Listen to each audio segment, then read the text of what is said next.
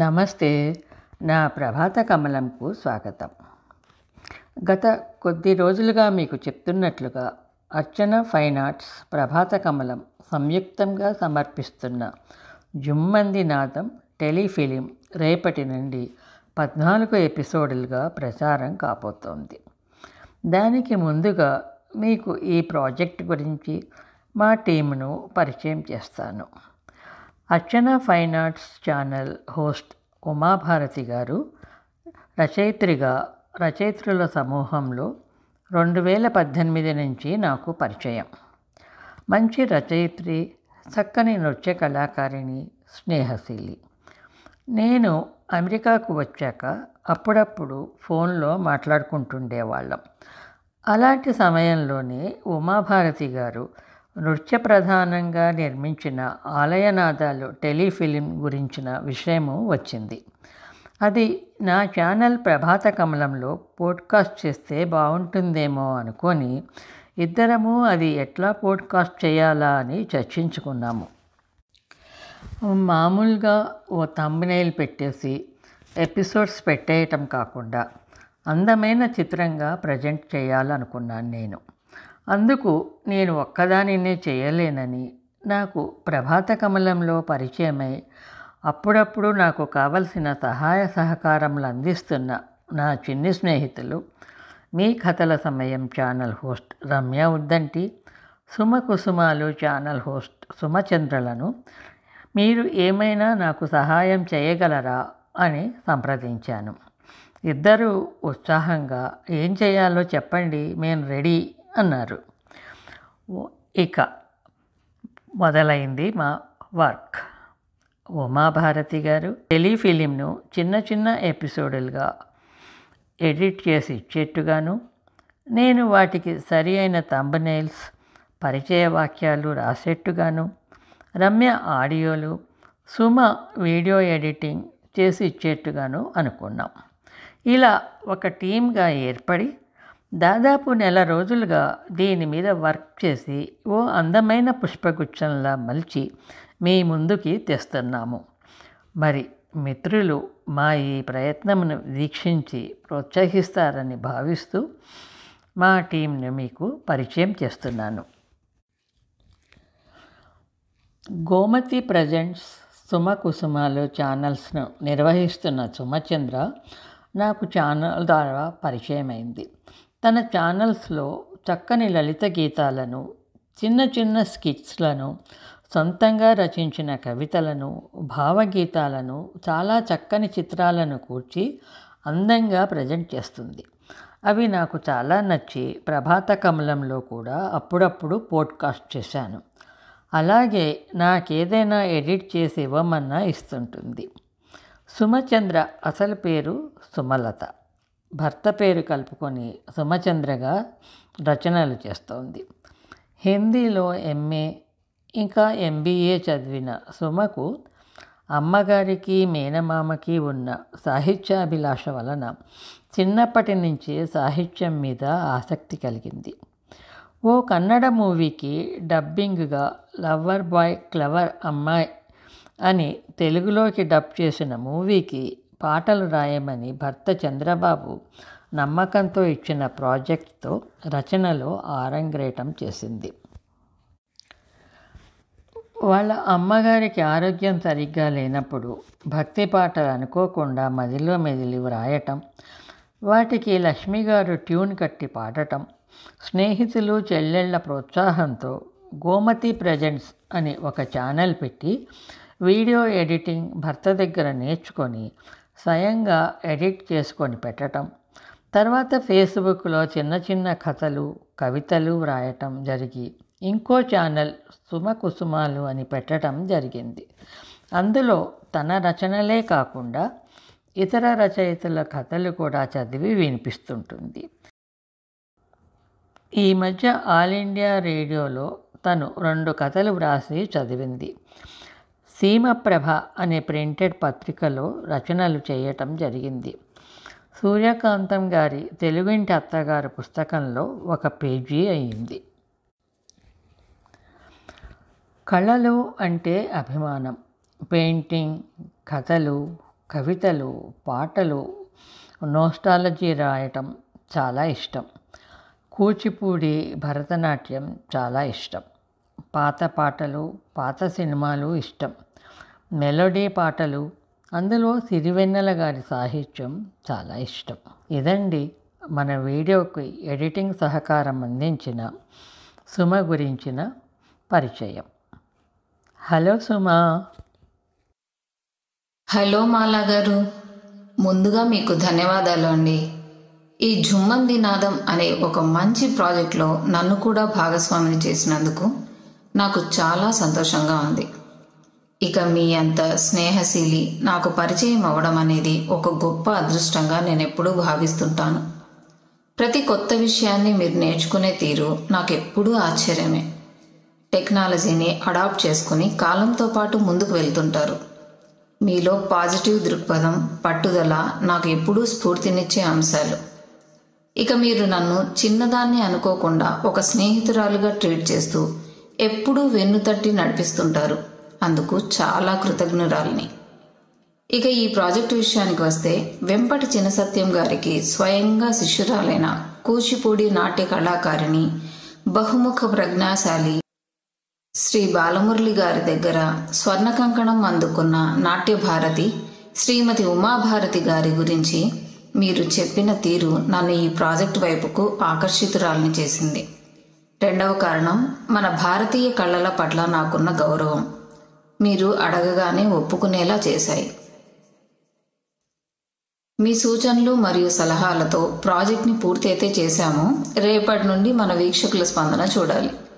మనం పడ్డ కష్టానికి వాళ్ళ స్పందన తోడైతే బాగుంటుంది. ఈ సందర్భంగా ఉమాభారతి గారికి ప్రత్యేక కృతజ్ఞతలు తెలియజేసుకుంటున్నాను. మీ నాట్యం అద్భుతం అండి. మీరు ఆనాడు నృత్య ప్రధానంగా నిర్మించిన ఈ సీరియల్ని మళ్ళీ యూట్యూబ్ ద్వారా అందరి ముందుకు తీసుకొని రావడం ఒక గొప్ప ఆలోచన. మీ వంటి వారి పరిచయ భాగ్యం మా అదృష్టం. ఇప్పుడు కేవలం ఇంట్రో చేస్తున్నాం కాబట్టి సీరియల్ గురించి ప్రత్యేకంగా మరోసారి నా అభిప్రాయాన్ని పంచుకుంటాను. ఆంటీ, మీరు ఇక అన్ని విషయాలు మీ ఇంట్రోలో చెప్పారు కాబట్టి నేను ఈ ప్రాజెక్ట్లో తన అమోఘమైన వాయిస్ సపోర్ట్ ఇచ్చిన రమ్య గారిని మన వీక్షకులకు పరిచయం చేయాలని అనుకుంటున్నాను. తన మృదు మధుర స్వరంతో గొప్ప గొప్ప రచయిత్రుల కథలను, నవలలను తన కథల సమయం ఛానల్ ద్వారా ప్రపంచంలోని తెలుగు కథా ప్రేమికులకు వీణుల విందుగా అందిస్తూ కథాలోకానికి ఇదివరకే పరిచయమైన మన రమ్య ఉద్దంటి గారి గురించి నేను మన వీక్షకులకు నా మాటల్లో పరిచయం చేయాలని అనుకుంటున్నాను. వీరు బీటెక్ వరకు చదువుకుని 8 సంవత్సరాలు సాఫ్ట్వేర్ జాబ్ చేశారు.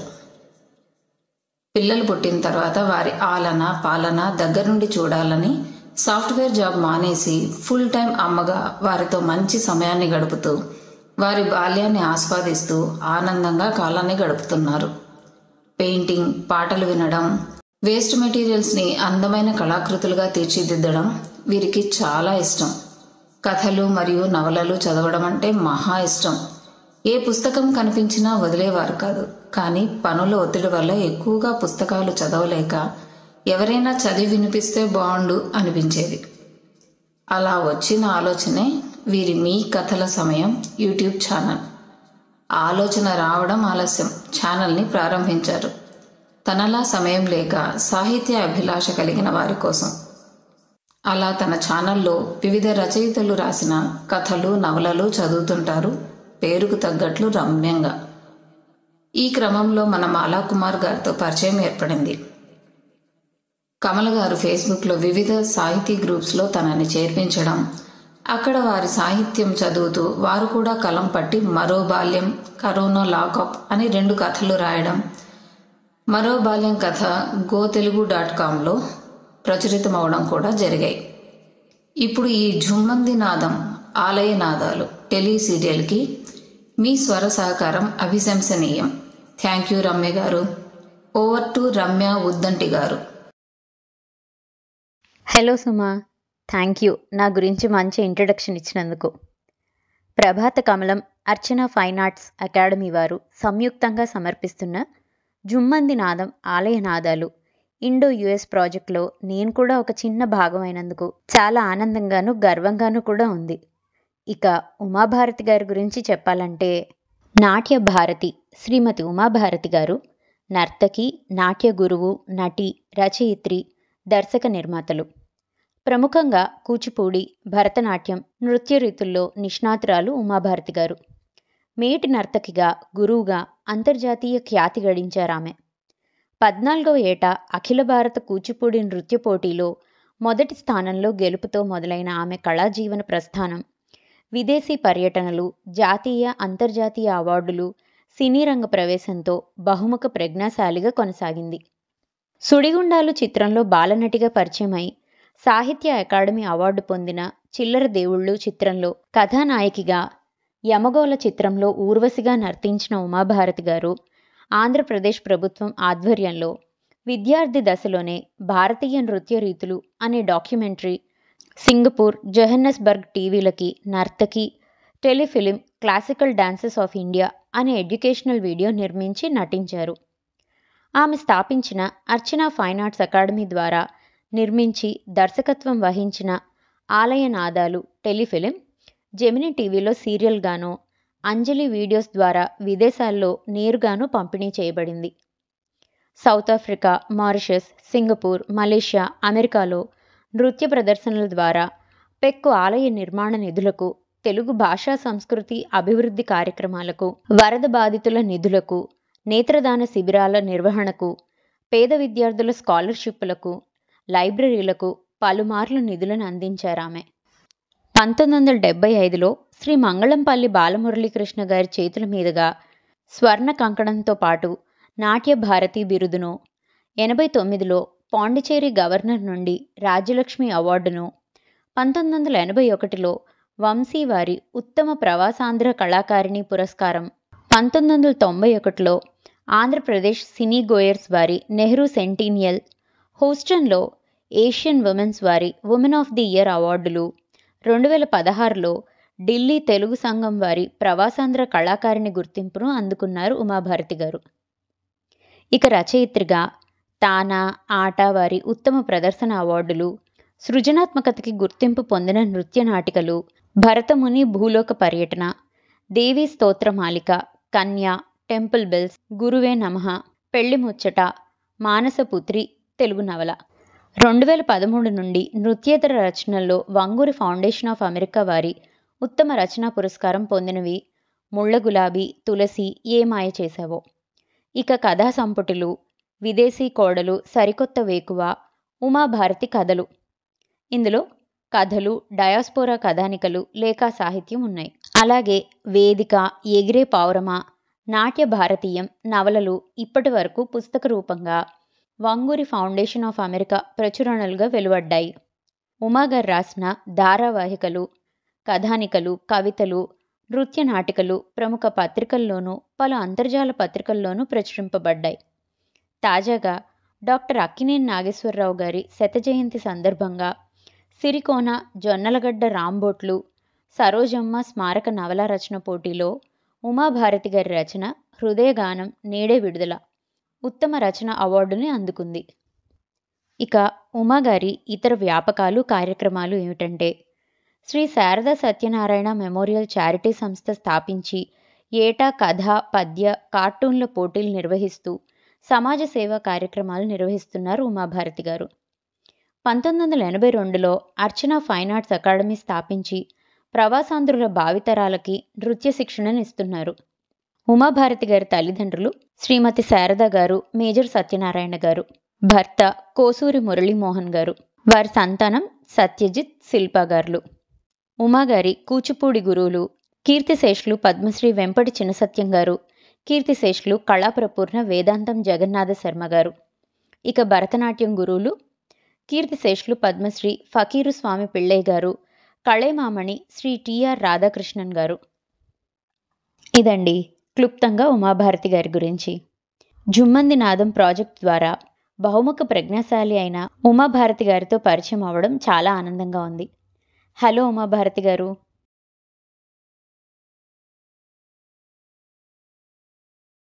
హలో రమ్య గారు. నా గురించి ఆ చక్కని పరిచయానికి మీకు మిక్కిలి ధన్యవాదాలు. ఝుమ్మంది నాదం అన్న ఈ ప్రాజెక్టు కొరకు మీతోనూ, సుమా గారితోనూ, అలాగే మన కమలా పర్చా గారితోనూ ఇలా పనిచేయడం చాలా బాగుందండి. ఆలయ నాదాల గురించి ఒకంత చెప్తాను. అందరికీ నమస్కారం అండి. అర్చన ఫైన్ ఆర్ట్స్ అకాడమీ నిర్మించిన ఇండో యుఎస్ టెలిఫిల్మ్ ఆలయ నాదాలు 97లో జెమినీ టీవీ సీరియల్గా ప్రపంచవ్యాప్తిగా ప్రసారమైంది. ఇది ఒక culturally enriching, educational and entertaining project. ఈ ప్రాజెక్ట్ చేయడం వెనుక ఒక ఆలోచన, ఒక ఆశయం. డాన్స్ అకాడమీ స్థాపించడానికి ముందు ఓ 2 ఏళ్ల పాటు ఇక్కడ అమెరికాలో నిర్మాణ దశలో ఉన్న దాదాపు 40 ఆలయాలకి నేను స్వచ్ఛందంగా నృత్య ప్రదర్శనల ద్వారా నిధులు సేకరించి ఆ బృహత్తర కార్యంలో సహకరించగలగడం ఒక అదృష్టంగా భావిస్తాను. ఆ క్రమంలో నేను చూసింది ఏమిటంటే, ప్రతి ఆలయంలో యువతకి హెరిటేజ్ క్లాస్, తెలుగుబడి, హిందూయిజం క్యాంప్స్, అలాగే ఓ కళని అభ్యసించే అవకాశం, శిక్షణనివ్వగల సదుపాయం తప్పనిసరిగా ఆ ప్రతిపాదనలో ఉంటుంది. అంటే ప్రవాస యువతకి వారి మూలాలు, సంస్కృతి, సాంప్రదాయం, కట్టుబాట్లు, ఆచార వ్యవహారాల పట్ల అవగాహన కల్పించాలన్నది ఇక్కడ ముఖ్య ఉద్దేశం. నిజానికి సంగీతం కానీ, నృత్యం కానీ అభ్యసించే వారికి తమ సంస్కృతి, సాంప్రదాయాల గురించి ఒక అవగాహన అంటూ ఏర్పడడానికి అవకాశం మెండుగా ఉంటుంది. ఎందుకంటే శిక్షణనిచ్చే అంశాలు వేదాల నుండి, రామాయణం, భారతం, భాగవతాల నుండి తీసుకున్న కథనాలు, విశేషాలే నృత్యానికి అనుగుణంగా రూపొందించి ఉంటాయి. కనుక అదే విషయాన్ని ఒక స్ఫూర్తిగా తీసుకొని ఏదైనా ప్రత్యేకంగా ప్రాజెక్ట్ చేయాలన్న ఆలోచన వచ్చి సందేశాత్మక టెలిఫిల్మ్ తీయాలని అనుకున్నాను. నా శిష్యులు కొందరు ఉత్సాహం చూపించారు. వారి తల్లిదండ్రులు నాకు అన్ని విధాలా సహకరించారు. ఇందులో సందేశం ఏమిటంటే, యువత, ప్రత్యేకంగా ప్రవాస భారతీయ యువత జీవన విధానంలో, వారి ప్రాపకంలో సాంప్రదాయ కళల ప్రాధాన్యత గురించి, వాటి ప్రభావం గురించిన అంశం ఆ కథనంలో పొందుపరచాలన్నది ముఖ్య ఉద్దేశం. ఆలయ నాదాలకి మూల కథ రాసిన వారు ఓలేటి పార్వతీశం గారు, లాలిత్య గారు, నారాయణ రెడ్డి గారు పాటలు రాశారు, రాధా గోపి సంగీతాన్ని సమకూర్చారు. నటీనటుల విషయానికి వస్తే తెలుగు టెలివిజన్ మరియు సినిమాల్లో నటించిన వారే మా తారాగణం కూడా. ముక్కురాజు గారు, ఆయన డాన్స్ డైరెక్టరే కాదు, గొప్ప నటుడు కూడా, క్యారెక్టర్ యాక్టర్. అలాగే అశోకరావు, ఆయన హీరోగా నటించారు. ఎన్నో తెలుగు సీరియల్స్కి ఆయన డైరెక్టర్గా వ్యవహరించారు. అయేషా జాలీల్, ఆవిడ గొప్ప నటి, సినిమాల్లోనే కాక సీరియల్స్లో కూడా నటించారు. పొట్టి వీరయ్య, ఆయన చాలా పాపులర్ యాక్టర్ తెలుగు ఇండస్ట్రీలో. సంగీత ప్రసాద్, ఆవిడ ఇంకా కూడా సీరియల్స్లో యాక్ట్ చేస్తున్నారు. వారే కాక నా శిష్యురాళ్ళు, నేను కొన్ని ముఖ్య పాత్రలు పోషించాము. అలాగే మా హ్యూస్టన్ తెలుగు కమ్యూనిటీ నుండి వంగూరి గిరిజ, అహోబిల వజ్జల మురళి గారు, ఆయన వైఫ్ విమలా గారు కూడా ముఖ్య పాత్రలు పోషించారు. మా స్టూడెంట్స్ తల్లిదండ్రులు కూడా పాల్గొన్నారు. ఇక ప్రొడక్షన్ మేనేజ్మెంట్ అంతా మా నాన్నగారు మేజర్ సత్యనారాయణ గారు నిర్వహించారు. బాబు అంటే నాగేంద్ర ప్రసాద్ మా తమ్ముడు, ఆయన ఒక రైటర్, డైరెక్టర్, యాక్టర్, ఎడిటర్. అప్పట్లో ఆయనకు ఒక స్టూడియో కూడా ఉండింది. ఆయన 35 భాగం టెలిఫిల్మ్ ఇండియాలో జరిగిన షూటింగ్కి దర్శకత్వం వహించారు. అమెరికాలో జరిగిన ఒక వంతు షూటింగ్కి నేను దర్శకత్వం వహించి డైలాగ్ అది సమకూర్చాను. మాకు చాలా ఉత్సాహకరంగా, ప్రోత్సాహకరంగా ఉండిన విషయం ఏమిటంటే, మాకు అవసరమయ్యి బుష్ ఇంటర్కాంటినెంటల్ ఎయిర్పోర్ట్, అలాగే గ్యాలరియా, ఒక హై ఎండ్ మాల్ ఒకటి ఉంది, స్కేటింగ్ రింక్ అది ఉంటుంది, చాలా బాగుంటుంది అది. తర్వాత NASA, national aeronautics space centre in Houston, అది చాలా చాలా ఫేమస్. ఏరోనాటిక్స్కి అదొక ముఖ్యమైన విభాగం. ఈ ముగ్గురిని మేము పర్మిషన్ కోసం అడిగితే వెంటనే ఫుల్ యాక్సెస్ తోటి మాకు పర్మిషన్ ఇచ్చారు. రోజంతా మేము షూటింగ్ చేసుకున్నాము. చాలా సరదాగా చాలా ఎంజాయ్ చేసాం మేము ఆ షూటింగ్ అంతా. మిషన్ కంట్రోల్ రూమ్లోకి వెళ్ళి కూడా మేము షూటింగ్ చేసుకోగలిగాము. అలాగే ఎయిర్పోర్ట్లో రన్వే మీదకి వెళ్ళి కూడా మేము షూటింగ్ చేసుకోగలిగాము. చాలా ఎంజాయ్ చేసాం. అది చాలా మాకు ప్రోత్సాహకరంగా ఉండింది. మొత్తానికి ఆలయ నాదాలు రూపుదిద్దుకొని సాటిస్ఫాక్టరీగా టెలికాస్ట్ అయింది. అదొక చక్కని ప్లెజెంట్ ఎక్స్పీరియన్స్ అనే చెప్తాను. ఇకపోతే మీ అందరికీ ప్రేక్షకులకి ఒక మనవి. ఇది ఒక కమర్షియల్ ఫిల్మ్ కాదు, అలాగే ప్రేమ కథ కాదు. ఇది ఒక సందేశాత్మక టెలిఫిల్మ్. అది కూడా మన యువతకి, మన సాంప్రదాయ కళలకి సంబంధించిన ఒక ప్రయోగాత్మక టెలిఫిల్మ్ చిత్రమని అంటాను. దాన్ని మీరు అలాగే చూసి మీ స్పందన మాకు తెలియచేయాలని కోరుకుంటున్నాను, ఆశిస్తున్నాను కూడా. కమలా గారికి ప్రత్యేకంగా ధన్యవాదాలు తెలియజేస్తున్నాను. ఈ ప్రాజెక్ట్ ఇలా కొత్త రూపాన్ని సంతరించుకోవడానికి నాతో పాటు ఆవిడ ఒక ముఖ్య కారణం. ఓ మారి ఇద్దరం మాట్లాడుకుంటూ ఇలా చేస్తే బాగుంటుందా అనుకొని చేద్దామని నిర్ణయించుకొని హియర్ వీఆర్ టుడే. కమలా గారి గురించి ఒక మాట. ఆవిడ్ని నేను 2018లో హైదరాబాద్లో కలిశాను. It was at a Telugu women writers get together. ఆవిడ్ని కలవడం చాలా ప్లెజెంట్గా అనిపించింది. సాదా సీదాగా, సాఫీగా, ప్రశాంతంగా మాట్లాడతారు వారు. ఆవిడ మోమున చెదరని చిరునవ్వు ఆవిడికి పెట్టని ఆభరణం అని అనాలి. తప్పదు, అంత చక్కగా ఎప్పుడూ నవ్వుతూ ఉంటారు. ఈ మధ్యన వారు మొదలుపెట్టిన ప్రభాత కమలం యూట్యూబ్ ఛానల్ వారు ఇంత చక్కగా నిర్వహించడాన్ని నేను చాలా హర్షిస్తాను. It's very inspiring and very impressive. ఆవిడకి మున్ముందు ఇంకింత మరింత ఆదరణ ఆవిడ ఛానల్కి, ఆవిడకి రావాలని మనస్ఫూర్తిగా కోరుకుంటాను. ఈ ప్రాజెక్ట్కి వీడియో ఎడిటింగ్ సహకారాన్ని అందిస్తున్న సుమా చంద్ర గారికి, అలాగే ఆడియో విషయంగా సహకారాన్ని అందిస్తున్న రమ్య ఉద్దంటి గారికి కూడా అభినందనలు తెలియజేస్తూ ధన్యవాదాలు చెబుతూ ఇక సెలవు తీసుకుంటాను. నమస్తే. ధన్యవాదాలు మా భారతి గారు.